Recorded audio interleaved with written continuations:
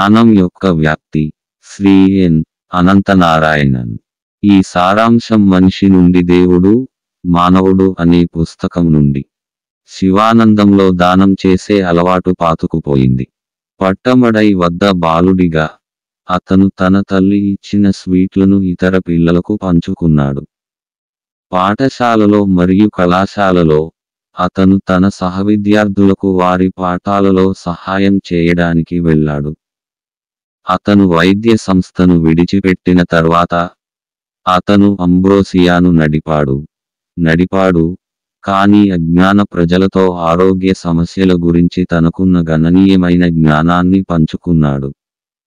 తరువాత మలయాలో అతను జబ్బుపడిన వారికి చికిత్స చేయడం ద్వారా, పత్రికలకు ఉపయోగకరమైన కథనాలను అందించడం ద్వారా మరియు తన ఆసుపత్రిలోని వార్డు బాయ్లకు ఇతర చోట్ల మంచి ఉద్యోగాల కోసం శిక్షణ ఇవ్వడం ద్వారా తన వైద్య పరిజ్ఞానాన్ని గరిష్టంగా ఉపయోగించుకున్నాడు.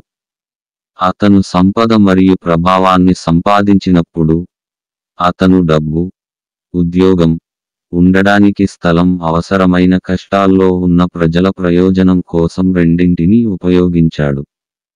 ఈ లక్షణం, తనకున్న దాన్ని ఇతరులతో పంచుకోవాలనే తపన ఆయన సన్యాసి అయిన తర్వాత తీవ్రమైంది. అతని చుట్టూ సత్య సేవాశ్రమం డిస్పెన్సరీ ఉంది. అనారోగ్యంతో ఉన్న సాధువులు మరియు యాత్రికుల కోసం మందులు కొనడానికి శివానంద తన గత పొదుపును ఉపయోగించాడు. స్వర్గాశ్రమ క్షేత్రం అతనికి పెరుగు మరియు నెయ్యి ఇచ్చినప్పుడు అతను వాటిని లక్ష్మణులలోని స్వస్థత పొందిన మహాత్ముల మధ్య పంచాడు. ఆయన దర్శనానికి వచ్చిన యాత్రికులు ఆయనకు తీపి పదార్థాలు, పండ్లను నైవేద్యంగా సమర్పించగా మరోసారి వాటిని పంచిపెట్టాడు. అతను చలిలో వణుకుతున్న తన ఏకైక దుప్పటిని అవసరమైన యాత్రికుడికి ఇచ్చాడు. శివానంద తన ఆధ్యాత్మిక సాధనలో ముందుకు సాగినప్పుడు, గంటల తరబడి ధ్యానం చేయడం ప్రారంభించినప్పుడు, వివిధ అనుభవాలను పొంది, ఆధ్యాత్మిక జ్ఞానం యొక్క గనిని మరింత లోతుగా తట్టి, ఆ అనుభవాలను కాగితంపై ఉంచి, కొత్త జ్ఞానాన్ని పంచుకోవడానికి ఆసక్తిని పెంచుకున్నాడు. ఇతరులు. ఆ విధంగా అతని ప్రారంభ ఆధ్యాత్మిక గ్రంథాలు పుట్టాయి. స్వర్గాశ్రమంలో స్వామీజీని కలిసిన యాత్రికులు తిరిగి ఇంటికి రాగానే ఆయనతో ఉత్తర ప్రత్యుత్తరాలు చేయడం ప్రారంభించారు. ఆయన కరపత్రాలను చదివిన మరికొందరు ఆయనకు రాయడం ప్రారంభించారు. శివానంద ఆ లేఖలకు సమాధానమిచ్చి ఆధ్యాత్మిక సలహాలు ఇచ్చారు.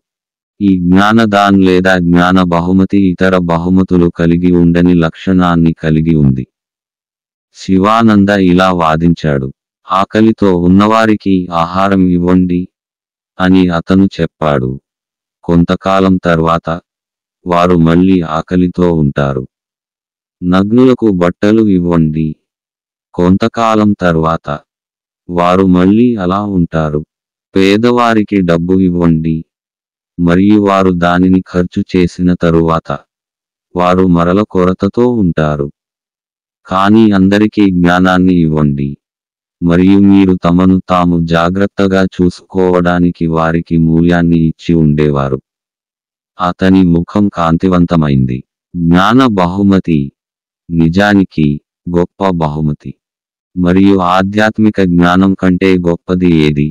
శివానంద తన ఆధ్యాత్మిక అనుభవ సంపదను సంభాషణలు, ఉపన్యాసాలు, ఉత్తరాలు, కరపత్రాలు మరియు పత్రికలలోని వ్యాసాల ద్వారా ఇతరులతో పంచుకోవడం ప్రారంభించాడు. ఈ విషయంలో స్వామీజీ వేదిక కంటే ప్రింటింగ్ ప్రెస్నే ఎక్కువగా వినియోగించుకున్నారు.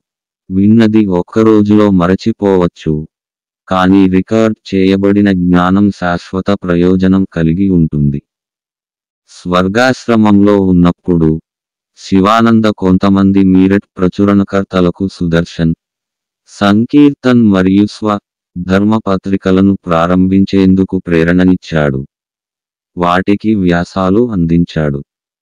అతను గోరఖ్పూర్లోని గీతా ప్రెస్కి చెందిన కళ్యాణ్ మరియు కళ్యాణ కల్పతరు మరియు చిన్న పత్రికల యొక్క సుదీర్ఘ జాబితాకు కూడా వ్యాసాలను పంపడం ప్రారంభించాడు. ఒక ఎడిటర్ ఒక వ్యాసం అడిగితే శివానంద 4-5 పంపారు. అతను ఇలా అంటాడు.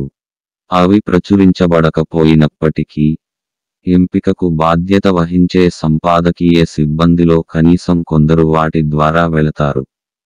ఒక వ్యక్తి వ్యాసాలు చదివినా నేను సంతృప్తి చెందాను. సంపాదకులు ఇష్టపడితే వారు 5 లేదా 6 ఒకదాన్ని ప్రచురించవచ్చు. అప్పుడు కూడా ప్రజలకు ఎంతో మేలు జరుగుతుంది. స్వామీజీ అందించిన పత్రికలలో కొన్ని అవాంఛనీయమైన పఠన విషయాలను కలిగి ఉన్నాయి. విమర్శకులు ఇలా వ్యాఖ్యానించారు. సెక్స్ విషయాలపై ప్రకటనలతో కూడిన కథనాలను శివానంద పత్రికలకు ఎందుకు పంపాలి? ఇది మంచిది కాదు. స్వామీజీ ఇలా జవాబిచ్చారు. నేను ముందుగా ఇలాంటి పేపర్లకు వ్యాసాలు పంపడం కొనసాగిస్తాను. సెక్స్ విషయాల ద్వారా వెళ్ళే వారి మనస్సు ఆధ్యాత్మిక కథనాల ద్వారా శుద్ధి చేయబడుతుంది. ఆధ్యాత్మిక పాఠాలు మరియు లైంగిక ప్రకటనలు ఒకే స్కేల్లోని వేర్వేరు ప్యాన్లను ఆక్రమిస్తాయి మరియు పాఠకుడు ఒకరోజు ఆధ్యాత్మిక పాఠాలు ఇతర పాన్ కంటే చాలా బరువుగా ఉంటాయని కనుగొంటారు. అతను ఆధ్యాత్మిక చింతన కలిగి ఉంటాడు. పాఠకులు ఆధ్యాత్మిక పాఠాలకు సంబంధించిన పేజీలను పదే పదే అధ్యయనం చేయడానికి భద్రపరుస్తారు. నేను నాస్తికులు మరియు అజ్ఞేయవాదుల మనస్తత్వాన్ని మార్చడానికి ప్రయత్నిస్తాను. మరికొందరు ఇప్పటికే మతపరమైన ఆలోచనలు కలిగి ఉన్నారు. వాటిని మార్చడానికి నేను కష్టపడాల్సిన అవసరం లేదు. తదనంతర సంఘటనలు శివానంద దృక్పథం యొక్క ఖచ్చితత్వాన్ని ధృవీకరించాయి.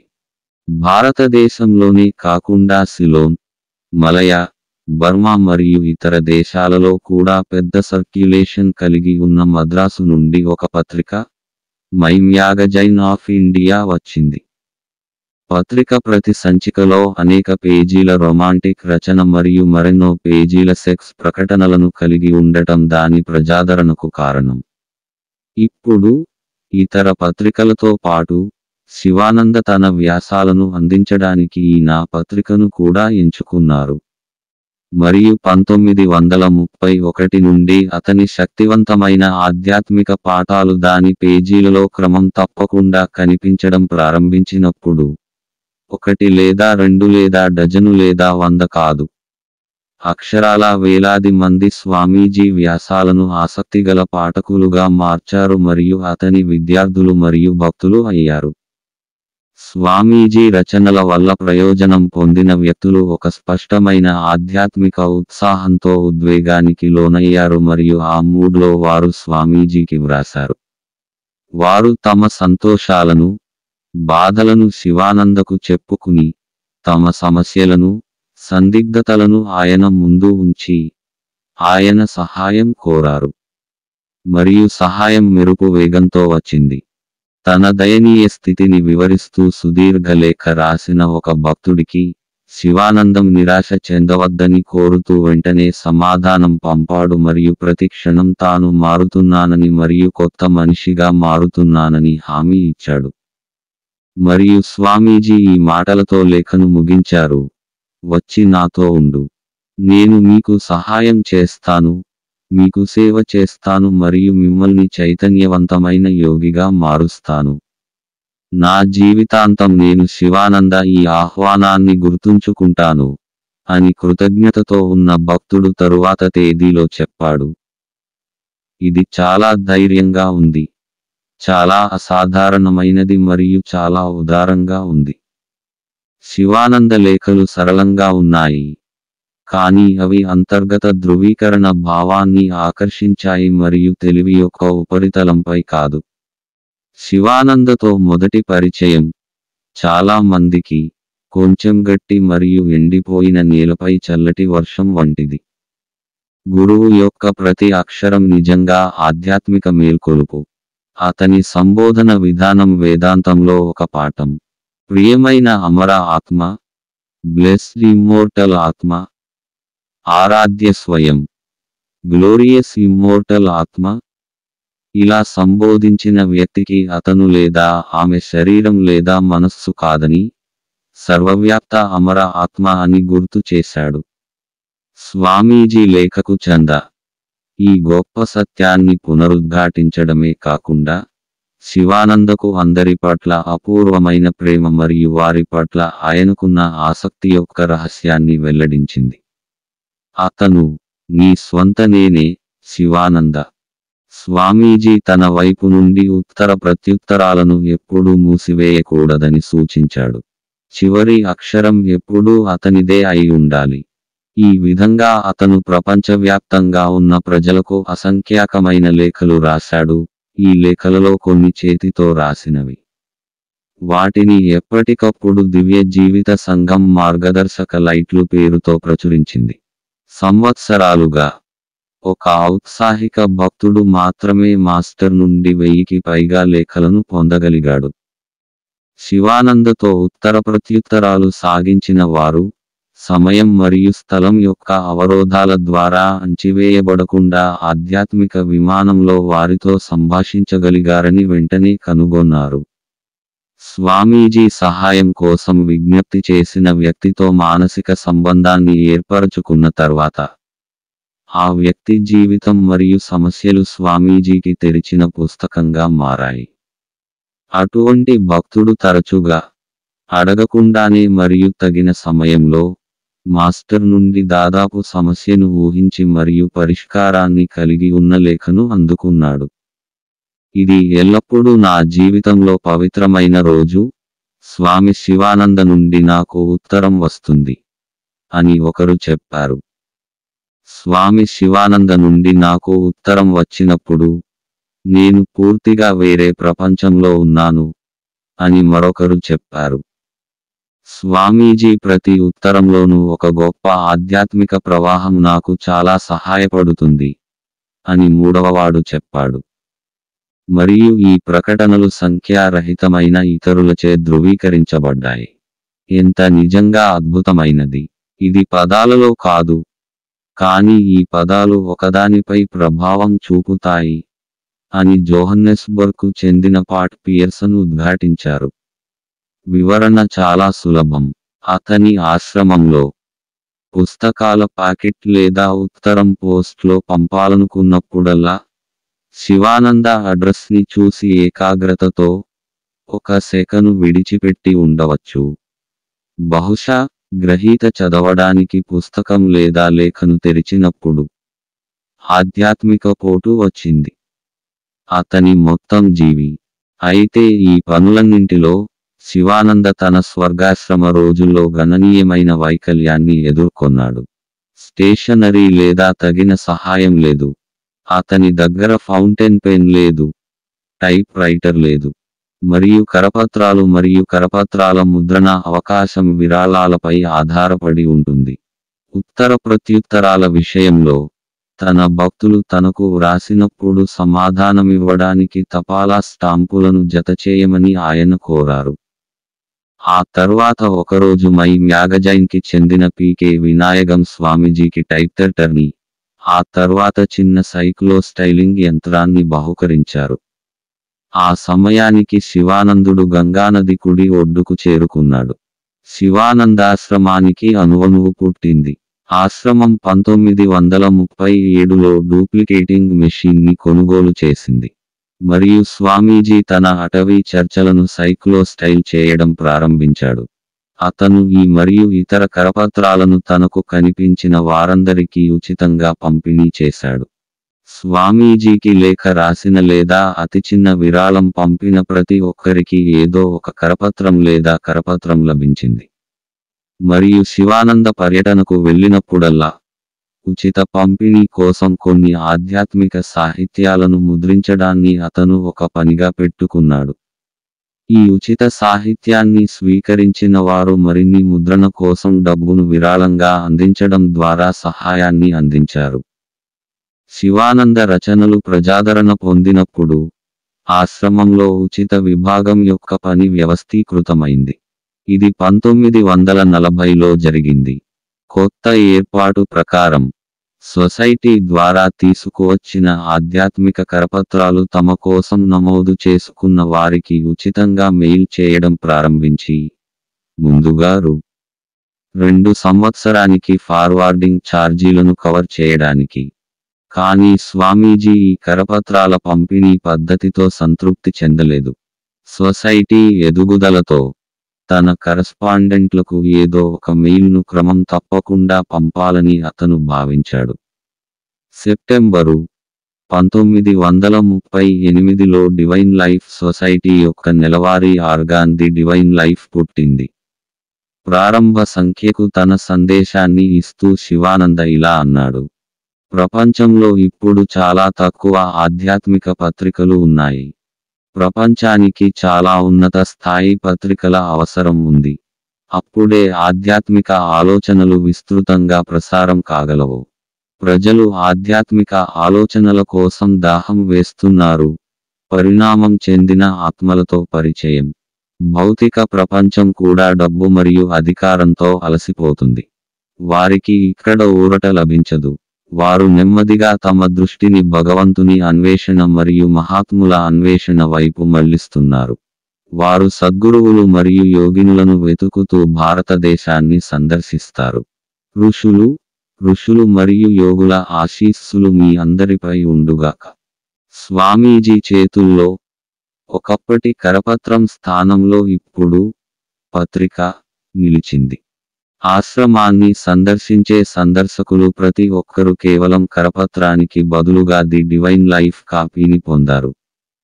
శివానంద తన చేతికి వచ్చే ప్రతి కొత్త చిరునామాను పత్రిక ఫ్రీ లిస్ట్లో పెట్టాడు. కొంతమంది ఇప్పటికీ పత్రికకు సభ్యత్వాన్ని పొందినట్లయితే అతను దానిని వారి పక్షాన స్వచ్ఛందంగా భావించాడు. ఈ దృక్పథం యొక్క ఫలితం ఏమిటంటే ది డివైన్ లైఫ్ వరుసగా సంవత్సరాల్లో నష్టాల్లో నడవడం ప్రారంభించింది. ఆశ్రమం సాధారణ ఆర్థిక స్థితి మెరుగుపడే వరకు పత్రికను మూసివేయాలని ఒక శ్రేయోభిలాషి సూచించారు. శివానంద వ్యాఖ్యానించారు: నష్టం వచ్చినా పత్రికను ఆపడం గురించి నేను ఆలోచించలేను. నిజానికి నేను మరికొన్ని పత్రికలు ప్రారంభించాలని ఆలోచిస్తున్నాను. ప్రారంభంలో కాస్త నష్టపోయినా పర్వాలేదు. మనం ప్రజలకు ఎంత జ్ఞానాన్ని ఇస్తున్నాం. దేవుడు అనుకున్నప్పుడు మనకు డబ్బు ఇస్తాడు. మనం పనిలో కొనసాగాలి. ఈరోజు మాకు నెలకు 10,000కు పైగా ఆదాయం వస్తున్నాయంటే అది దేవుడి దయ. 10 ఏళ్ల క్రితం చేసిన పని వల్లనే. ఈ రోజు మనం చేపట్టిన పని పరిమాణం పెరిగిన ప్రభావం 10 ఏళ్ల తర్వాత కనిపిస్తుంది. ఇప్పుడు డబ్బులు కురుస్తున్నాయి. తరువాత బంగారం సముద్రం నుండి సొసైటీలోకి ప్రవహిస్తుంది. తన మాటకు కట్టుబడి స్వామీజీ మరిన్ని పత్రికలను ప్రారంభించారు. వాటిలో 5 డివైన్ లైఫ్ మెంబర్షిప్ సప్లిమెంట్ జనవరి 1949లో ప్రారంభించబడింది. యోగా వేదాంత్ ఒక హిందీ పత్రిక జూలై 1951లో, the divine life forest university weekly and health and long life in September 1951 మరియు జనవరి 1952లో బ్రాంచ్ గెజిట్. శివానందకు వీక్లీ చాలా నచ్చింది. రోజువారీ నగర ఉనికి యొక్క సందడి మరియు సందడి మధ్య ప్రజలు తమ మనస్సులో ఆధ్యాత్మిక ఆలోచనలను ఉంచుకునే శక్తి లేదు అని అతను చెప్పాడు. వారపత్రిక వారికి చక్కగా సేవలు అందిస్తుంది. ప్రతి వారం అది వారిని తిరిగి మేల్కొల్పుతుంది. చాలా పత్రికలను సకాలంలో పంపించాల్సిన అవసరం ఉన్నందున ఆశ్రమ అధికారులు వారి స్వంత ప్రింటింగ్ ప్రెస్ను కలిగి ఉండటం ఉత్తమం. ఒక ఉత్సాహభరితమైన శిష్యుడు సెప్టెంబరు 20, 1951న ఒక ముద్రణ యంత్రాన్ని తీసుకువచ్చాడు. కానీ దానిని మాన్యువల్గా ఆపరేట్ చేయాల్సి వచ్చింది. అవుట్పుట్ పేలవంగా ఉంది. స్వామీజీ శిష్యుడిని ఆటపట్టించాడు. ఓహ్జీ, మీరు చేయగలిగినదంతా ఇదేనా? ఈ కొద్ది పేజీలు ప్రింట్ చేయడం కోసమే నువ్వు ఆశ్రమంలో ప్రెస్ని ప్రారంభించావా? గాయపడిన గర్వంతో శిష్యుడు రెండవ మరియు పెద్ద యంత్రాన్ని తీసుకువచ్చాడు. అప్పుడు విద్యుత్ వచ్చింది. ప్రింటింగ్ మెషీన్లను పవర్లోకి మార్చారు. ఆ తర్వాత పత్రికారంగం వేగంగా అభివృద్ధి చెందింది. కంపోజ్ చేయడానికి లినో మెషీన్లు, ప్రింటింగ్ కోసం ఆటోమేటిక్ మెషీన్లు, మడత మరియు బైండింగ్ కోసం ఆధునిక యంత్రాలు, అన్నీ ఒక్కొక్కటిగా కొనుగోలు చేయబడ్డాయి. ఉత్పత్తి పెరిగింది. స్వామీజీ సంతోషించారు. శివానంద తన మొదటి పుస్తకాన్ని 1929లో ప్రచురించారు. ఇది యోగా వాల్యూమ్ నేను మరియు అది మద్రాసులో ముద్రించబడింది. 2 దశాబ్దాలకు పైగా స్వామీజీ తన పుస్తకాలను బయటి ప్రెస్లలో మాత్రమే ముద్రించాల్సి వచ్చింది. ఆశ్రమ ముద్రణాలయం ప్రారంభించిన తర్వాత కూడా ఆశ్రమంలోని శిశు ముద్రణాలయం తాను చేపట్టదలచిన ఉత్పత్తి పనులన్నిటినీ భరించలేక అనేక పుస్తకాలను బయటి ప్రెస్లకు ఇవ్వడం కొనసాగించాడు. Messrs Ganesh and co, Madras Sivananda రచనల మొదటి ప్రచురణకర్తలు. వారు 3 పుస్తకాలను తీసుకువచ్చారు.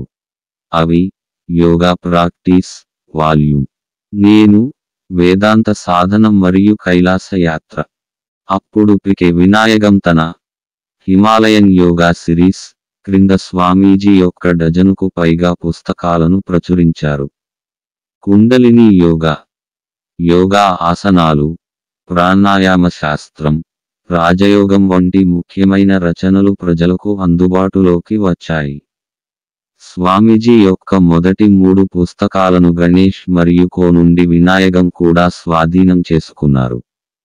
ఈ పుస్తకాలన్నింటికీ మై మ్యాగజైన్లో ప్రచారం ఇవ్వడంతో శివానంద వ్యాసాలు కూడా క్రమం తప్పకుండా ప్రచురించబడతాయి. స్వామీజీ పుస్తకాలు త్వరలోనే అన్ని చోట్ల ప్రసిద్ధి చెందాయి. అమృత్సర్కు చెందిన ఎయిరీ శివానంద రచనలకు మరొక ముఖ్యమైన ప్రచురణకర్త. అతను తన స్వీయ సాక్షాత్కార సిరీస్ క్రింద జీవితంలో విజయం మరియు భగవంతుని సాక్షాత్కారానికి అత్యంత ప్రజాదరణ పొందిన ష్యూర్ వేస్తో సహా 6 డజనుకు పైగా పుస్తకాలను తీసుకువచ్చాడు. ఇతర ప్రచురణకర్తలు కూడా ఉన్నారు. Swamiji's mind, its mysteries and control గోరఖ్పూర్లోని గీతా ప్రెస్ ద్వారా ప్రచురించబడింది. లాహోర్కు చెందిన మెస్సర్స్ బనారసిదాస్ చేత యోగాలో ప్రాక్టికల్ లెసన్స్ మరియు లాహోర్ యొక్క డైలీ హెరాల్డ్ ద్వారా వైరాగ్య ఎలా పొందాలి. ఈ ప్రచురణకర్తలు స్వామీజీకి పంపిన రాయల్టీ కాపీలు ఇప్పుడు అతని కరపత్రాలు మరియు పత్రికలతో పాటు ఉచితంగా పంపిణీకి అందుబాటులో ఉన్నాయి. మరియు శివానంద చాలా సంతోషించాడు. ఈలోగా డివైన్ లైఫ్ సొసైటీ వచ్చింది. ఇక శివానంద రచనల ప్రచురణ సొసైటీ పరిధిలో కేంద్రీకృతమైతే బాగుంటుందని ధర్మకర్తలు అభిప్రాయపడ్డారు. అలా స్వామీజీ రచనలకు సంబంధించిన ప్రచురణ హక్కులను సేకరించి ఆయన రచనలన్నింటినీ ఒకే మూలం నుంచి కనీస ధరకు ప్రజలకు అందుబాటులో ఉంచేందుకు 1939లో శివానంద పబ్లికేషన్ లీగ్ పుట్టింది. మొదటి 5 సంవత్సరాలలో లీగ్ స్వామీజీ పుస్తకాలను స్కోర్కు పైగా తీసుకురాగలిగింది. ఆ తర్వాత సెప్టెంబరు 8, 1947న శివానంద డైమండ్ జూబ్లీ వచ్చింది. సంతోషకరమైన సందర్భంలో విరాళాలు ఉదారంగా స్వీకరించబడ్డాయి మరియు స్వామీజీ తన లక్షణ మార్గంలో ప్రచురణ పనికి గరిష్టంగా కేటాయించారు. డైమండ్ జూబ్లీ కోసం ఆశ్రమానికి వచ్చిన వారిలో కాలిఫోర్నియాకు చెందిన లిలియన్ సమష్ ఒకరు. ఒక సుప్రభాతం పెన్ స్ట్రోక్తో ఆమె శివానందకు 40,000 సంతోషించిన స్వామీజీ ఆమె ముందు చెక్కును వికసించి, నువ్వు నా మాన్యుస్క్రిప్ట్లన్నింటినీ భద్రపరిచావు. అవన్నీ ఒకేసారి ప్రింట్ చేస్తాను. వెంటనే అతను మాన్యుస్క్రిప్ట్లను అలహాబాద్, అంబాలా, బెంగుళూరు మరియు మద్రాసులోని ప్రింటింగ్ ప్రెస్లకు పంపించే ఏర్పాటు చేశాడు. శివానంద పబ్లికేషన్ లీగ్ వృద్ధి చెందుతున్న ఈ దశలోనే స్వామీజీ పుస్తకాల విక్రయం ప్రసిద్ధ పంపిణీదారుల ద్వారా నిర్వహించబడింది. దైవిక జీవిత సందేశం రెక్కలు పట్టింది మరియు వ్యాప్తి చెందడం ప్రారంభించింది. ఇండో-పాక్ విభజన రోజులలో లాహోర్ మరియు కలకత్తాలో చెలరేగిన మతపరమైన అల్లర్ల తుఫానులో శివానంద యొక్క అనేక పుస్తకాలు చిక్కుకున్నాయి. మాస్టారు చిరునవ్వు నవ్వి, భగవంతుని సుదర్శనం ఉంది. ఆందోళన ఎందుకు? సుదర్శనం అనేది సజ్జనులను రక్షించడానికి మరియు దుర్మార్గులను నాశనం చేయడానికి విష్ణువు నిర్వహించే దివ్య డిస్కస్.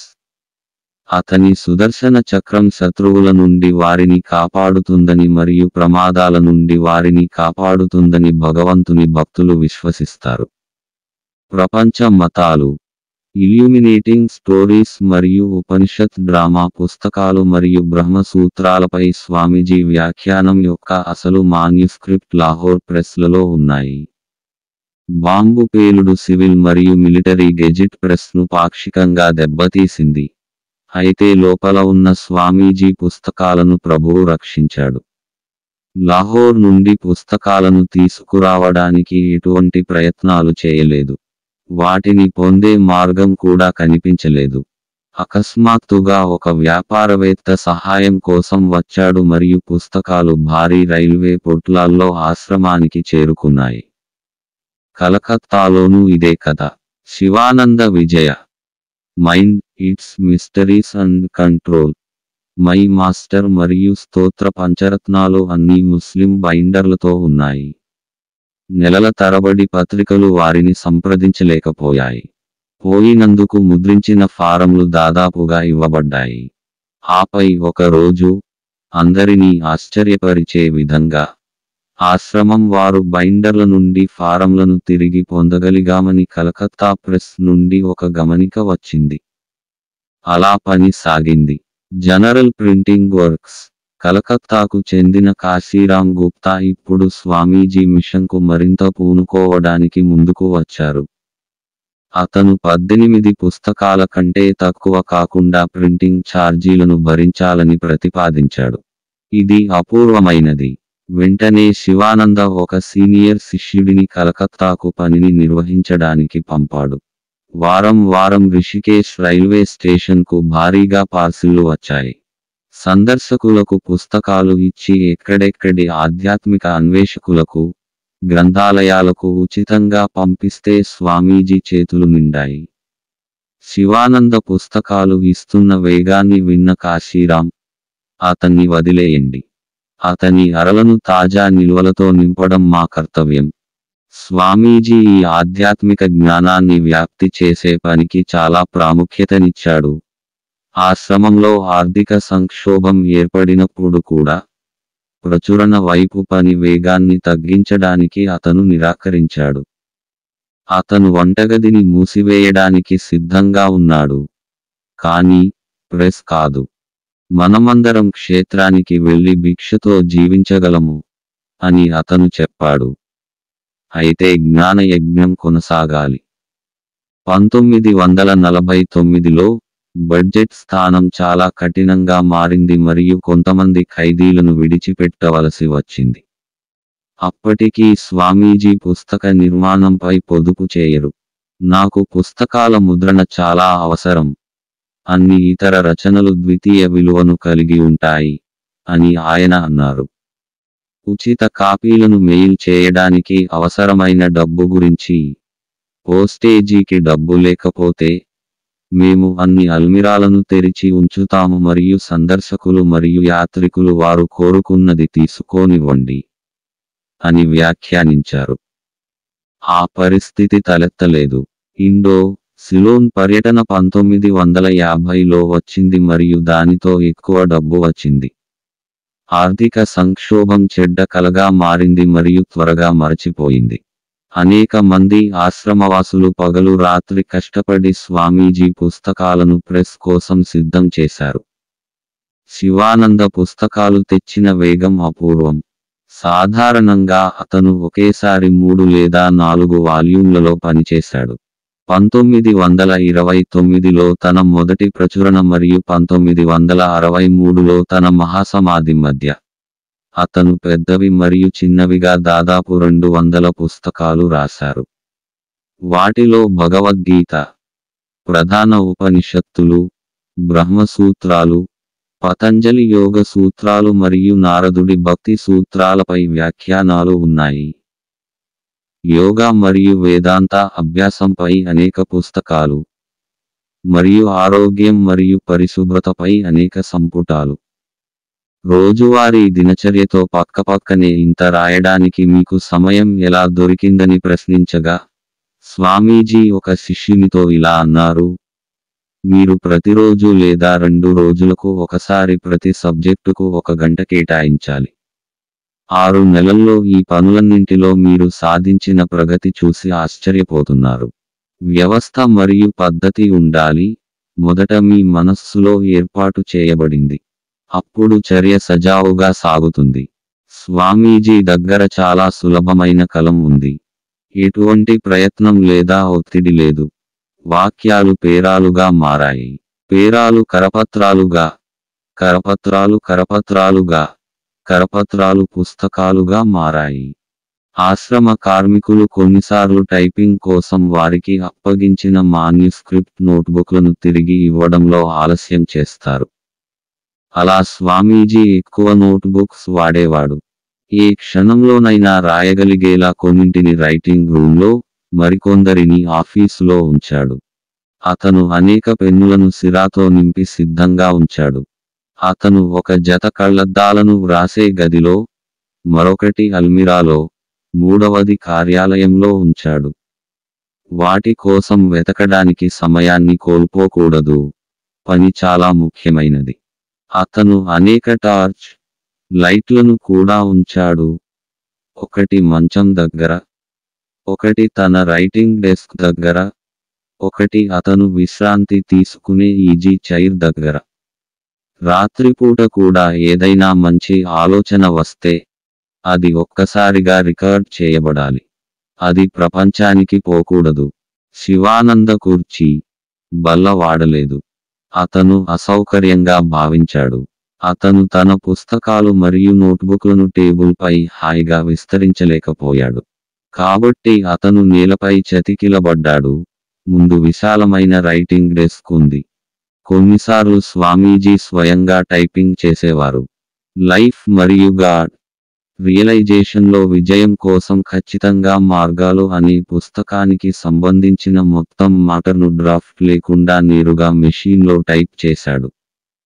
శివానందానికి ప్రేరణ క్షణాలు మరియు నిరాశ క్షణాలు లేవు. అదంతా అతనికి స్ఫూర్తిదాయకమైన క్షణాల గొలుసు. అతని జ్ఞానం లోపల నుండి బాగా పెరిగింది.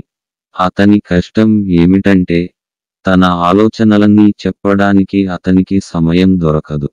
ఒకసారి అతను ఒక విద్యార్థితో ఇలా అన్నాడు: నేను రాయడం ఆపలేను. అంధుడిగా మారే వరకు రాస్తాను. నేను అంధుడిని అయితే, నేను నిర్దేశిస్తాను మరియు ఎవరైనా నా కోసం వ్రాస్తారు. ఆ విధంగా నేను నా జీవితాంతం వరకు ఆధ్యాత్మిక జ్ఞాన వ్యాప్తిని కొనసాగిస్తాను. 1950 ఫిబ్రవరిలో స్వామీజీకి కుడి చేతిలో లొంగని నొప్పి వచ్చింది. ఓ 2 రోజులు రాయడం తగ్గించుకుంటే ఉపయోగకరం అని ఆయనకు పెట్టారు. కానీ శివానందం వినలేదు. అది జీవిస్తున్నప్పుడు మరణం అని అతను చెప్పాడు. మరియు అది బాగానే ఉంటుంది. కానీ నేను రచనను కొనసాగించాలి. స్వామీజీ తన ఆలోచనలను వివిధ నోట్బుక్లలో మరియు అవి తలెత్తినప్పుడు నమోదు చేసుకున్నాడు. గంగా నది ఒడ్డున ఉన్నప్పుడు అతని మదిలో కొన్ని ఆలోచనలు మెదులుతాయి. లోపలికి పరిగెత్తి వాటిని రికార్డు చేసేవాడు. అతను తరువాత ఆలోచనలను అభివృద్ధి చేస్తాడు. లేదా అతను కుర్చీలో విశ్రాంతి తీసుకుంటాడు. ఆకస్మిక ఆలోచన అతనిని తన రైటింగ్ డెస్క్కి పంపుతుంది. తరచుగా శివానంద తన మాన్యుస్క్రిప్ట్ పుస్తకాన్ని తన వెంట తీసుకెళ్లేవారు. ఆశ్రమ భజన మందిరానికి దారితీసే ఎత్తును ఎక్కేటప్పుడు అతను ఒక ఆలోచనను నమోదు చేస్తాడు. ఒక చిన్న వ్యాయామం కోసం భజన హాలు చుట్టూ పరిగెడుతున్నప్పుడు అతను స్టెనోకి కొన్ని ఆలోచనలను నిర్దేశించేవాడు. శివానంద వ్యాకరణ పరిపూర్ణత లేదా ఉన్నత సాహిత్య ప్రమాణాలకు నోచుకోలేదు. తన రచనలో కొన్ని తప్పులు ఎత్తి చూపబడినప్పుడు అతను ఇలా వ్యాఖ్యానించాడు: నేను భాష యొక్క అందం మరియు వ్యాకరణ నియమాలను పెద్దగా పట్టించుకోను. ఆలోచనలు ముఖ్యం. నా రచనల్లో ఒక ప్రత్యేక శక్తి ఉంది. భాషను సవరించడం, సరిదిద్దడం మరియు మెరుగుపరచడం పండితులకు మరియు వ్యాకరణకారులకు ఒక పని. వేగంగా రాయడం మరియు వీలైనంత తక్కువ సమయంలో ఆధ్యాత్మిక జ్ఞానాన్ని వ్యాప్తి చేయడం స్వామీజీ యొక్క ప్రధాన శ్రద్ధ. తక్కువ సమయంలో ప్రజలకు గరిష్ట ఆధ్యాత్మిక మేలు జరుగుతుందని నేను విశ్వసిస్తాను అని మాస్టర్ తన మొదటి పుస్తకాలను మద్రాసులో ముద్రిస్తున్న తన శిష్యుడైన పరమానందకు వ్రాసిన లేఖలో, మీకు డాన్.కామ్ లేదా ఫుట్ తెలుసా? కామ్. మీరు అనేక ప్రెస్లలో పాల్గొనడం ద్వారా ఒకేసారి 4 లేదా 5 పుస్తకాలను పూర్తి చేయాలి.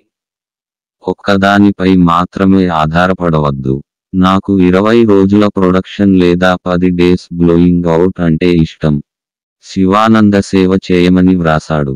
మాస్టర్ తన రచనలలో ఒక చోట ఇలా అంటాడు, నేను ధ్యానంలో ఎక్కువ సమయం గడిపాను మరియు నా సాధనలో వివిధ రకాల యోగాలను అభ్యసించాను మరియు నా అనుభవాలన్నీ నా ప్రచురణలలో చాలా వరకు ఔత్సాహికులకు సలహాగా వచ్చాయి. ప్రపంచానికి మరియు సత్యం కోసం పోరాడుతున్న అన్వేషకులకు సహాయం చేయడానికి నేను నా ఆలోచనలు మరియు అనుభవాలను త్వరగా పంపాను. క్రమానుగతంగా స్వామీజీ తన పాత ప్రత్యుత్తరాలను రెండవసారి ఆధ్యాత్మిక సాధకులకు అందించారు. సాధారణ ఆసక్తికి సంబంధించిన ఉపయోగకరమైన పేరాగ్రాఫ్లను తీసి వాటిని ఆధ్యాత్మిక పాఠాలుగా మార్చారు. కలం అతని ఆయుధం, కానీ అతను దానిని ప్రేమగా ఉపయోగించాడు. అతను విమర్శించలేదు. He only cokes. అతను ఆధ్యాత్మిక లోతు మరియు మేధోపరమైన ఒప్పించడం రెండింటినీ వ్రాసాడు. శివానంద అంతరిక్ష యుగం యొక్క శాస్త్రీయ మనస్సును ఖండించలేదు, కానీ పతంజలి మహర్షి మరియు భగవాన్ కృష్ణుడిని సైన్స్ యుగం యొక్క స్ఫూర్తితో అర్థం చేసుకున్నారు. జన్మించిన భూమిలో దైవిక సంస్కృతాన్ని పాపం నిర్లక్ష్యం చేసిన తన సొంత దేశస్థులను అతను కోపంగా చూడలేదు.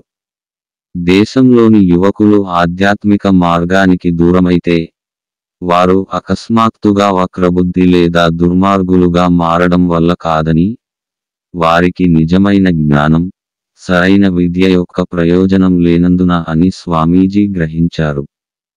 శివానందుడు తన దేశస్థుల కోసం భూమి యొక్క విస్తారమైన ఆధ్యాత్మిక సంపదను వెలికి తీయడానికి బయలుదేరాడు. అతను మతం మరియు ఆధ్యాత్మిక జీవితంలో గతంలో రహస్యంగా, అర్థం చేసుకోలేని మరియు అసాధ్యమని భావించిన వాటన్నింటినీ అతను వెలుగులోకి తెచ్చాడు, ప్రాచుర్యం పొందాడు మరియు అర్థమయ్యే రీతిలో బయటపెట్టాడు. కోయంబత్తూరులోని తడగాంలోని క్రిస్ట శిష్య ఆశ్రమం నుండి స్వామీజీ యొక్క పాత ప్రిన్సిపాల్ బిషప్ వాల్ష్ ఇలా వ్రాశారు, మీరు హిందూ గ్రంథాల యొక్క నిజమైన లోతైన ఆధ్యాత్మిక అర్థాన్ని చూపుతున్నందుకు నేను సంతోషిస్తున్నాను. స్వామీజీ రచనలు మతానికి మాత్రమే పరిమితం కాలేదు. శివానంద తన పుస్తకాలు మరియు పత్రికలలో వ్యాఖ్యానించడంలో విఫలమైన ఆనాటి సమస్య లేదు. కానీ అతను సెక్స్ లేదా సామాజిక నేరాల గురించి వ్రాసినప్పుడు కూడా, అతను రాజకీయాలు లేదా జనాభా సమస్యను చర్చించినప్పుడు కూడా, ఆధ్యాత్మిక ధోరణి స్పష్టంగా లేదు. ఇది అతని రచనల ద్వారా నడుస్తున్న సాధారణ థ్రెడ్.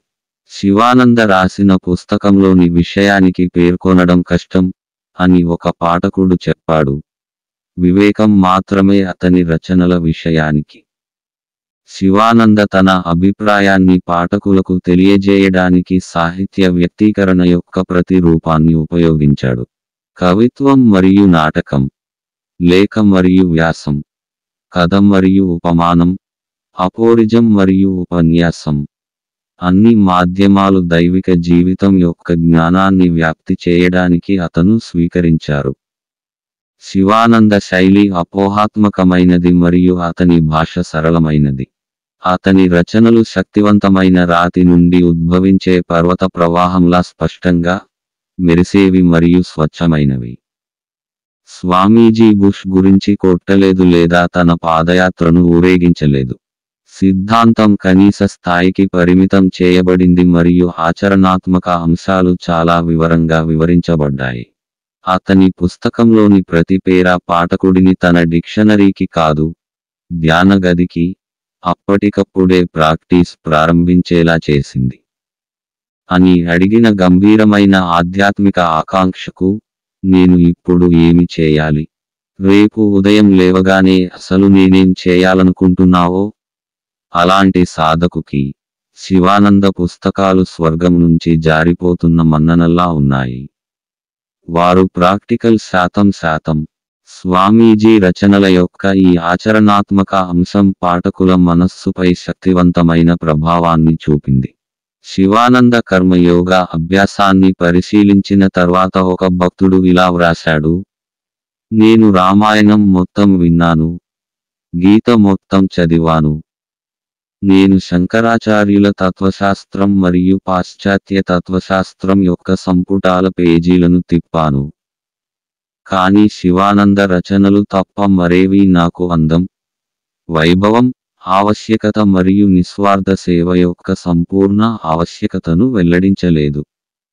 స్వామీజీ యొక్క ఏకాగ్రత మరియు ధ్యానం గురించి చదివిన తర్వాత ఒక జర్మన్ మహిళ మెచ్చుకుంది. ఐరోపాలో ఏ పుస్తకం మరియు జర్మనీలో ఏ వ్యక్తి కూడా నాకు సరైన వివరణ ఇవ్వలేని ఆధ్యాత్మిక వ్యాయామాల సాధన తర్వాత నాకు అనుభవాలు ఉన్నాయి. కానీ ఆధ్యాత్మిక మార్గంలో ఇతర ప్రారంభకుల అనుభవాలను చిత్రీకరించే ఈ పుస్తకం నాకు సహాయం చేసింది. అది చదివాక కసరత్తులు చేయడం మొదలుపెట్టాను. అదేవిధంగా ఇండియన్ సివిల్ సర్వీస్కు చెందిన డాక్టర్ పన్నాలాల్ స్వామీజీ రచనల గురించి ఇలా అన్నారు: అవి చాలా ఆశ్చర్యకరంగా ఆచరణాత్మకమైనవి. ఆశావహులు తమ సాధనలో ఎదుర్కొనే వ్యక్తిగత సమస్యలకు సహాయక పరిష్కారాలను వారి పేజీలలో కనుగొంటారు. ఉదాహరణకు, నేను స్వామీజీ యొక్క పుస్తకం జపయోగ చాలా ఆచరణాత్మక సహాయాన్ని కనుగొన్నాను మరియు ఇది చాలా కాలంగా నా మనస్సులో ఉన్న అనేక ప్రశ్నలకు సమాధానాలు ఇస్తుంది. తన చికిత్స యొక్క విస్తృత స్వీప్లో, శివానంద బాల, యువకుడు, కార్యాలయానికి వెళ్ళే వ్యక్తి, గృహిణి, రాజకీయవేత్త, వ్యాపారవేత్త మరియు సన్యాసి యొక్క ఆధ్యాత్మిక అవసరాలను కవర్ చేశాడు. సాధువుకి ఉన్నంత ఆశను పాపకి కూడా పెట్టాడు. స్వామీజీ రచనలలో ఉత్సాహభరితమైన ఆశావాదం ప్రధాన లక్షణం. వారు తమ స్వరంలో ఎల్లప్పుడూ సానుకూలంగా ఉంటారు, ఎప్పుడూ ప్రతికూలంగా ఉండరు. వారు ఎల్లప్పుడూ పాఠకులలో ఉత్తమమైన వాటిని గీయడం లక్ష్యంగా పెట్టుకున్నారు. విషయాల యొక్క చీకటి వైపు ఎప్పుడూ నివసించలేదు. నిల్ డెస్పరాండమ్ అనేది మాస్టర్ యొక్క పెంపుడు వ్యక్తీకరణ. ధైర్యంగా ఉండండి, ఉల్లాసంగా ఉండండి అనేది అతని ఇతర ఇష్టమైన ఉపదేశాలు. పట్టుదలతో పోరాడే వ్యక్తికి సాధ్యం కానిది ఏదీ లేదని శివానంద దృఢంగా నమ్మాడు. మాస్టారు చెప్పిన మాటలు పాఠకుల్లో ధైర్యాన్ని నింపాయి. మాస్టర్ యొక్క రచనలలోని ప్రేరణ మరియు ఆశ యొక్క సందేశాలు ప్రతి మానవ హృదయంలోని అస్పష్టమైన మరియు నిర్వచించబడని కోరికకు సమాధానమిచ్చాయి మరియు వారి విశ్వవ్యాప్త ఆకర్షణకు కారణమయ్యాయి. ఆస్ట్రేలియాలోని పెర్త్ విశ్వవిద్యాలయంలో ప్రొఫెసర్ డాక్టర్ ఆర్.టి. వెర్దర్ ఇలా అన్నారు: ఈ రచనలు మన ఆత్మ యొక్క లోతులోకి ప్రవహించే జీవజలం మరియు మనల్ని జీవాన్ని ఇచ్చే పదార్థంతో రిఫ్రెష్ చేస్తుంది. శివానందుని బోధనల గురించి చాలా ముఖ్యమైనదిగా అనిపించిన మరొక అంశం ఏమిటంటే, యోగా యొక్క నైతిక ప్రాతిపదికన అతను మాట్లాడిన మరియు వ్రాసిన గొప్ప పట్టుదల. మార్చి 16, 1956న ఆశ్రమ సత్సంగంలో స్వామీజీ రచనల్లోని ఈ అంశం గురించి మాట్లాడుతూ ప్రొఫెసర్ జీన్ హెర్బర్ట్ ఇలా అన్నారు: నాకు వ్యక్తిగతంగా చాలా మంది వ్యక్తులు తెలుసు మరియు నేను చాలా మందిని చెప్పినప్పుడు అది చాలా డజన్ల కొద్దీ పెరుగుతుంది. వారు పిచ్చిగా మారారు లేదా హఠయోగ మరియు రాజయోగ వంటి అభ్యాసాల వల్ల వారి ఆరోగ్యం పూర్తిగా పాడైపోయింది, ఎందుకంటే వారు నైతికతను విస్మరించారు. ముందస్తు అవసరాలు. స్వామి శివానంద వీటిపై సుదీర్ఘంగా మరియు అటువంటి పట్టుదలతో వ్యవహరించినందుకు నేను చాలా సంతోషిస్తున్నాను. ఏదైనా యోగాను ప్రారంభించాల్సిన ముఖ్యమైన ప్రాథమిక, సరళమైన, స్వీయ, స్పష్టమైన సత్యాలను నొక్కి చెప్పారు. నేను ఐరోపాలో అతని రచనల ద్వారా మరియు బహుశా ఉత్తర ప్రత్యుత్తరాల ద్వారా అతని ప్రభావానికి లోనైన చాలా మంది వ్యక్తులను కలుసుకున్నాను మరియు వారి మానసిక లేదా శారీరక ఆరోగ్యాన్ని కోల్పోయిన వ్యక్తుల గురించి నాకు ఇప్పటివరకు తెలియదు మరియు అది ఎంత కష్టమో నాకు తెలుసు. మీరు ఎప్పుడూ చూడని ప్రపంచంలోని అవతలి వైపు నివసించే మాస్టర్తో సంప్రదింపులు జరపడానికి నేను తీర్పు చెప్పగలిగినంత వరకు అతని రచనల ద్వారా అతనితో పరిచయం ఏర్పడిన అతని బోధనలను అనుసరించిన మరియు అతనిని అంగీకరించిన వ్యక్తులందరిపై అతని ప్రభావం ఎల్లప్పుడూ చాలా బాగుంది, అనూహ్యంగా మంచిది మరియు మంచిదే. వారి గురువుగా శివానంద రచనలు అతను లేదా ఆమె మాత్రమే సంబోధించబడ్డాయని బాగా గ్రహించాయి. వారు రీడర్ లోపల ఏదో ఒక వ్యక్తిగత విజ్ఞప్తి చేశారు. న్యూజిలాండ్కు చెందిన యోగా విద్యార్థి R.W. కార్న్వాల్ శివానంద సాహిత్యంలో ఈ సూక్ష్మ స్పర్శను స్పిరిట్ ఆఫ్ కాంటాక్ట్గా అభివర్ణించారు. చాలా సందర్భాలలో ప్రభావం నాటకీయంగా ఉంది. ప్రజలు పూర్తిగా మారిపోయారు. ఈ విషయంలో శివానంద యొక్క ఒక కరపత్రం పెద్ద వాల్యూమ్తో సమానమైన పరివర్తన శక్తిని కలిగి ఉంది. ఒక పేజీ మాత్రమే చదివాను, నేను ఆధ్యాత్మిక బంగారు గనిని కొట్టినట్లు నాకు తెలుసు. నేను కన్నీళ్లతో మరియు గుండె మంటతో చదివాను అని యునైటెడ్ స్టేట్స్లోని మిచిగాన్కు చెందిన Lucian Linde Sivananda voice of the Himalayas గురించి చెప్పారు. మీ అభిప్రాయాలు విశ్వవ్యాప్త ఆకర్షణను మరియు విశ్వ వలయాన్ని కలిగి ఉన్నాయి అని మరొకరు వ్రాసారు. అవి నా హృదయంలో ప్రతిస్పందించే తీగను కొట్టాయి. నా మనస్సును కలవరపెడుతున్న ప్రశ్నలకు ఖచ్చితమైన సమాధానాలు మరియు ఈ సమయంలో నాకు అవసరమైన సరైన మార్గదర్శకత్వం శ్రీ స్వామి శివానంద పుస్తకాలు మరియు పత్రికలలో నేను ఎల్లప్పుడూ కనుగొంటాను అని మూడవవాడు చెప్పాడు. 4వది 5వది మాస్టారు అతని సాహిత్యం ద్వారా ఆకర్షితులైన వారి సంఖ్య వందలు మరియు వేల మరియు వందల వేలకు చేరుకుంది. స్వామీజీ శిష్యులు చాలా మంది మొదట్లో ఆయన సాహిత్యంలోని అయస్కాంత శక్తి ద్వారానే గురువు వైపు ఆకర్షితులయ్యారు. ఉదాహరణకి స్వామి సహజానంద 1947లో శ్రీనివాసన్, డర్బన్ పాఠశాల ఉపాధ్యాయుడు, శివానంద యొక్క కర్మయోగ సాధనలో పొరపాటు పడ్డాడు. ఆ సమయంలో శ్రీనివాసుడికి యోగా యొక్క అసలు అర్థం తెలియదు, లేదా భగవంతుని సాక్షాత్కారం అనే అద్భుతమైన స్థితి సాధ్యమవుతుందని అతనికి తెలియదు. అతను కేవలం పుస్తకం యొక్క శీర్షికతో ఆకర్షితుడయ్యాడు మరియు దానిని కొనుగోలు చేశాడు. పుస్తకం అతనిలో తక్షణ పరివర్తనను కలిగించింది. లౌకిక విద్యలో విజయం కోసం అన్ని కోరికలు వదులుకున్నారు మరియు భగవంతుని సాక్షాత్కారం కోసం లోతైన వాంఛ భర్తీ చేయబడింది. శ్రీనివాసన్ తన ఉద్యోగానికి రాజీనామా చేసి దైవిక జీవన సాధనలో మునిగిపోయాడు. శివానందనగర్ను సందర్శించాడు, స్వామీజీ ద్వారా సన్యాస దీక్షను పొందాడు మరియు సహజానంద అనే సన్యాసం పొందాడు. మాస్టర్ యొక్క ఆధ్యాత్మిక శక్తితో నిండిన స్వామి సహజానంద దక్షిణాఫ్రికాలోని డివైన్ లైఫ్ సొసైటీని పునరుజ్జీవింపజేయడానికి డర్బన్కు తిరిగి వచ్చారు. ఇది ఈ రోజు బాగా వ్యవస్థీకృత శాఖల నెట్వర్క్ ద్వారా గొప్ప సేవలను అందిస్తోంది.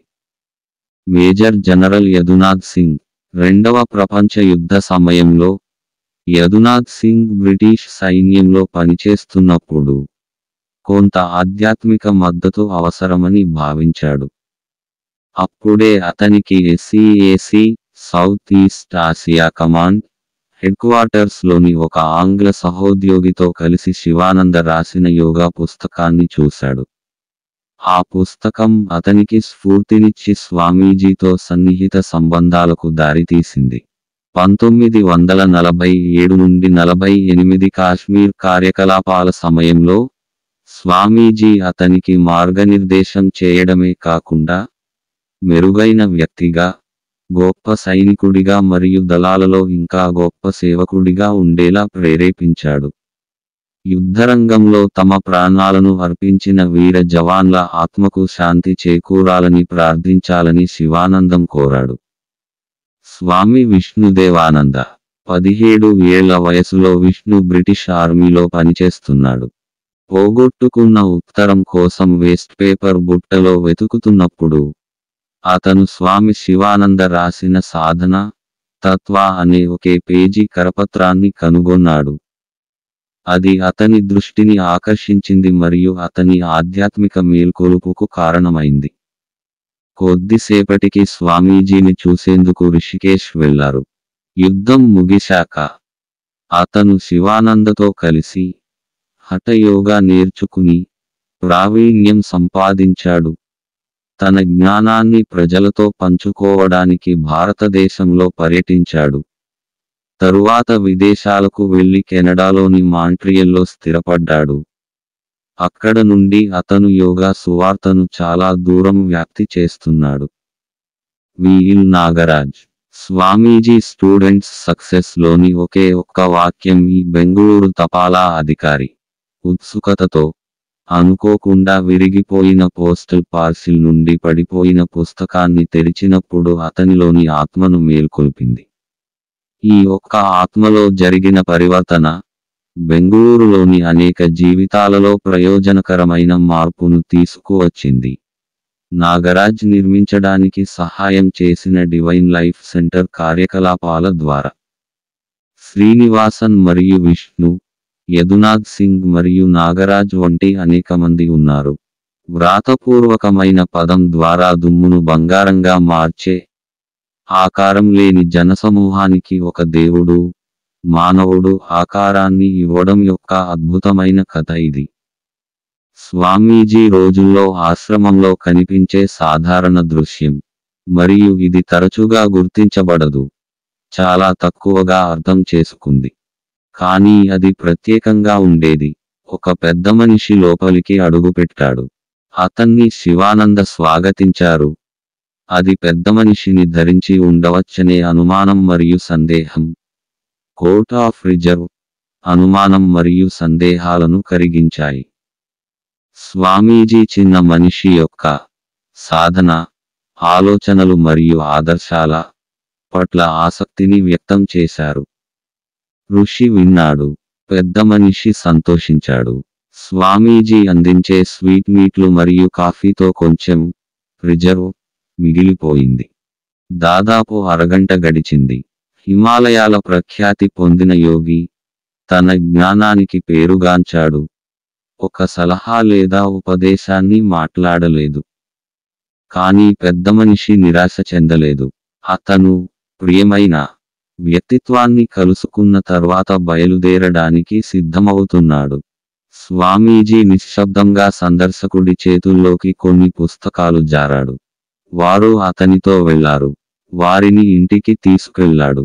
తీపికప్పుల రుచి ముఖంలోని మహిమాన్వితత అలుముకున్నాయి. పునరుద్ధరించబడిన జ్ఞాపకశక్తి అతన్ని పుస్తకాన్ని తెరవడానికి ప్రేరేపించింది. ఒక లైన్, ఒక పదం దాని పేజీల నుండి దూకింది. అతని కళ్ళు ఒక పేరాకు అతుక్కుపోయాయి. అతను ఉన్నప్పటికీ అతను గెలిచాడు. స్వామి శివానంద ద్వారా అందరికీ ఉచితంగా ప్రసాదించిన పుస్తకాల ఎడతెగని బహుమతి అటువంటి అద్భుతం. స్వామీజీ తన జీవితకాలంలోనే లక్షల రూపాయల పుస్తకాలను ఉచితంగా పంపిణీ చేశారు. పాకింగ్ టపాసులకే 10,000 రూపాయలు ఖర్చు చేశాడు. ఒక్కోసారి ఆశ్రమంలోని డెస్పాచ్ ట్రేలో కొన్ని వారాల తరబడి పోస్టేజీ డబ్బులు లేక పుస్తకాలు పడి ఉంటాయి. స్వామీజీ నిధులు వచ్చినప్పుడు ఒక్కొక్కరిగా పంపేవారు. శివానందం విచక్షణారహితంగా పుస్తకాలు ఇచ్చాడు. ఒకసారి అతను అజ్ఞానిలా కనిపించే వ్యక్తికి వేదాంతానికి సంబంధించిన విలువైన గ్రంథాన్ని బహుమతిగా ఇచ్చినప్పుడు ఒక ఆగంతకుడు ఇలా అన్నాడు, స్వామీజీ విలువలేని వ్యక్తులకు పుస్తకాలు ఇస్తున్నారు. గురువు ఇలా జవాబిచ్చాడు, ఎవరైనా యోగ్యమైన వ్యక్తి అతని నుండి పుస్తకాన్ని పొంది చదువుతాడు. అతనికి ప్రయోజనం కలుగుతుంది. జ్ఞానాన్ని త్వరగా వ్యాప్తి చేయడానికి మరియు ఉపయోగకరమైన పనిని త్వరగా చేయడానికి ఒకరు చాలా ఉదారంగా మరియు విశాల హృదయంతో ఉండాలి. బహుశా ఏ రచయిత లేదా పబ్లిషర్ కూడా ఇన్ని ముద్రిత పేజీలను ఇన్ని దిశల్లో మరియు చాలా మంది వ్యక్తులకు ఉచితంగా మెయిల్ చేయలేదు. తన రచనలను సంకోచం లేకుండా ప్రదర్శించడంలో ఈ విపరీత దాతృత్వం కారణంగా శివానంద తన జీవితకాలంలో చాలా మంది మత రచయితలు లేదా ఉపాధ్యాయులు మరణించిన తర్వాత చాలా కాలం తర్వాత ఎక్కువ ప్రజాదరణ పొందారు. ఈ సాహిత్యం ఏమి చేసింది? ఇది చాలా మంది దిక్కుతోచని ఆత్మకు కొత్త ఆశ, కొత్త వెలుగు మరియు కొత్త జీవితాన్ని ఇచ్చింది మరియు ఇస్తూనే ఉంది. చాలా మంది ధూమపానం, మద్యపానం మరియు మాంసం తినడం విడిచిపెట్టారు. చాలా మంది అసూయ, ద్వేషం, దురాశ మరియు దుష్ప్రవర్తనను విడిచిపెట్టారు. చాలా మంది సద్భావన, స్నేహశీలత మరియు నిస్వార్థ సేవ పాఠాలు నేర్చుకున్నారు. చాలా మంది భగవంతుని నామాలను పఠించడం, జపము మరియు కీర్తనలు చేయడం ప్రారంభించారు. చాలా మంది సన్యాసుల పవిత్ర క్రమాన్ని స్వీకరించడం ద్వారా నివృత్తి మార్గంలో ఉన్నారు. చాలా మంది పాయింటెడ్ ధ్యానం యొక్క సాంకేతికతను నేర్చుకున్నారు. శివానందం ఉద్ధరించే కలం అద్భుతాలు చేసింది. స్వామీజీ సాహిత్యం అసంఖ్యాక వ్యక్తులను సాంస్కృతిక మరియు ఆధ్యాత్మిక దివాళాకోరుతనం నుండి అక్షరాలా రక్షించింది మరియు వారిని ఇచ్చే ఆదర్శాలు మరియు ఉన్నత లక్ష్యాలతో నింపింది. 20వ శతాబ్దపు ప్రపంచం యొక్క జీవిత ప్రవాహంలో, మన సమకాలీన యుగం యొక్క గందరగోళ మానవత్వంలో ఇది ఒక ప్రాణాధారమైన ప్రవాహంగా మారింది. ఇది ఒక శక్తిగా, ఒక గొప్ప శక్తిగా, మానవజాతి యొక్క సమగ్ర అభ్యున్నతికి కృషి చేసే శక్తిగా ఆధునిక ప్రపంచంలోకి విడదీయబడింది. ముఖ్యంగా మనిషి యొక్క నైతిక స్వీయ మరియు మనిషి యొక్క ఆధ్యాత్మిక స్వీయ అంతర్గత విమానం. తన సాహిత్యాన్ని ప్రపంచానికి అందించడంలో స్వామీజీ తనను తాను అందించుకున్నారు. శివానంద సాహిత్యం అనేది మనిషి శివానంద యొక్క నిజమైన ప్రత్యక్ష ఆత్మ తప్ప మరొకటి కాదు. ఇది సత్యాన్వేషకులకు గురువు యొక్క దయ యొక్క వ్యక్తీకరణ మాత్రమే. ఎక్కడ స్వామి శివానంద పుస్తకాలు ఉంటాయో అక్కడ మనుష్యుల హృదయాలలో శాంతిని పొందుతాము. స్వామీజీ సాహిత్యం ఎక్కడికి చేరిందో అక్కడ అది చాలా మంది వ్యక్తుల జీవితాల్లోకి మరియు వారి ద్వారా అన్ని వైపులా ఇతరులకు కొత్త వెలుగును తెచ్చిపెట్టడం మనం చూస్తాము. మానవ స్వభావం యొక్క పునరుత్పత్తి చాలా మూలల్లో నెమ్మదిగా, నిశ్శబ్దంగా జరుగుతోంది. శివానంద సాహిత్యం ప్రతిరోజు ప్రపంచవ్యాప్తంగా ప్రజల మనస్సులలో భౌతికవాదానికి చావు దెబ్బలు వేస్తోంది. వివిధ రకాల దోపిడీ వ్యవస్థలకు కాకుండా, నిజమైన మానవ ప్రపంచానికి పునాది వేయగల మానవ గుణాల పెంపకానికి తమ జీవితాలను అంకితం చేయడమే భూమిపై వారి లక్ష్యం అని ప్రతిరోజు ప్రజలను మేల్కొల్పుతోంది. ఆధునిక ఆలోచన యొక్క ఖచ్చితమైన మార్పు మరియు మౌల్డింగ్ జరుగుతుంది. ఇది శోధన యొక్క స్వచ్ఛమైన అంతర్గత మార్గాల్లోకి మార్చబడుతుంది. ఈ స్వీయ సంస్కృతి వ్యాప్తి చెందుతున్నప్పుడు, పరస్పర అవగాహన మరియు ప్రేమ ద్వారా మతాలు మరియు దేశాల మధ్య విస్తృత సహనం క్రమంగా ఏర్పడుతుంది. కొత్త యుగం యొక్క స్పిరిట్ అనేది విషయాలు, ఎందుకు అనే దానిపై విచారణ. ప్రతి ఒక్కరూ ఒక నిర్దిష్ట కోర్సును మరొకదానికి ప్రాధాన్యతనిస్తూ ఎందుకు అనుసరించాలో తెలుసుకోవాలనుకుంటారు. అవగాహనతో కూడిన చర్య ఆనాటి లక్షణం. శివానంద సాహిత్యం నేటి ఈ కోరికకు సరిగ్గా సమాధానం ఇస్తుంది. ప్రాచీన బోధనలకు స్వామీజీ యొక్క వివరణ శాస్త్రీయ దృక్పథాన్ని కలిగి ఉంది. వారి లేఖకు బదులుగా వారి ఆత్మకు ఒక కన్ను, సమగ్రమైన మరియు స్వాగతించే క్యాథలిసిటీ మరియు వివిధ ఆలోచనా విధానాలకు అద్భుతమైన అనుకూలత. శివానంద సాహిత్యం మానవాళికి అందించిన ఆధ్యాత్మిక జ్ఞానోదయం, వాస్తవానికి, ప్రతిచోటా లక్షలాది మంది పురుషులు, మహిళలు మరియు పిల్లలకు ఆరోగ్యకరమైన అనుభవాన్ని అందించింది మరియు కొత్త దృశ్యాలను అందించింది. My BCs channel. మా ఛానల్ని లైక్ చేయండి మరియు సబ్స్క్రైబ్ చేయండి. పక్కనే ఉన్న బెల్ బటన్ పై క్లిక్ చేయండి. ఈ వీడియో మీకు నచ్చితే షేర్ చేయండి. https //youtube.com/mybcs333